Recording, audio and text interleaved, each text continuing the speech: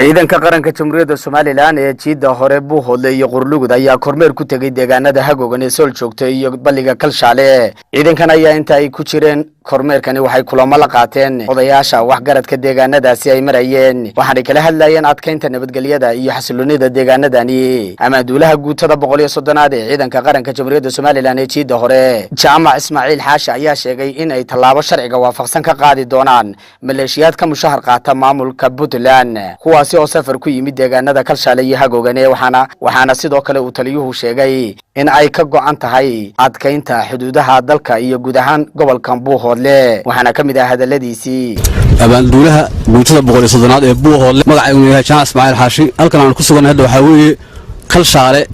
sababta aan u nimid waxa weeye dad maleeshiyaad oo halkan yimid kana hadlay iyagoo sheeganaya magaca Puntland aan saa ayna ahayn waxa ay sheegteen. halkani waa goob xasiloon waana Kalshaale iyagoo ka dhaadhicinaya dadka deegaankan ee nabadgelyada ku nool inay ku abuuraan khalkhal iyo nabadgelyada la'aan.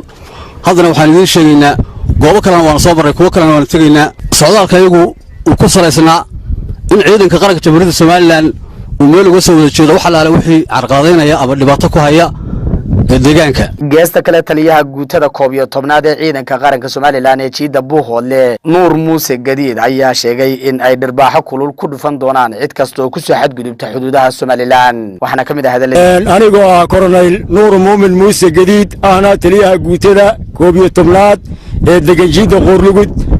waxaan cadeynayaa inay ku dhayihiin ciidamada labada guuto ay ku wada feesheen halkan kawana wada hawgalayaan wixii nabadgelyada iyo xasiloonida deegaankan aynu ku noolahay iyo guud ahaan Jamhuuriyadda Dimuqraadiga Soomaaliland wixii wax u dhimaya ay dhinac uga soo wada jeedaan una diyaarsan yihiin hawlgalkoodina ay ku soo dhameystiraaga Kalshaale ay soo martay guutada 130aad ilaa Kalshaale ilaa Hagogan ay soo martay annagana ay halkan ugu soo booqdeen halkana ay ku wada feesheen labadii ciidan kuna dhayihiin ayaan u sheegayaa ummadda Soomaaliland wax dhibaato ama carqalada ama iska horimaada ama khalkhal oo ka taagnay aanay jirin wixii dhinac kaga yimaada ama duulaan ku ahna nabadgelyada iyo amniga qarankana aynu diyaar u asi kastaba haatee deegaanada Kalshaale Hagogan ee Meygaagle iyo Sool joogto ayaa deegaanadaasi waxa ka waday maamulka Puntland fadqalaleen iyo hurin colaadeed oo dadka deegaanada iyo guud ahaan gobolka Buuhoodle la kala dhaxdhigo. ayaa la eegay Ducaale Bukhari telefishinka caalamiga Ariel deegaanada Buuhoodle.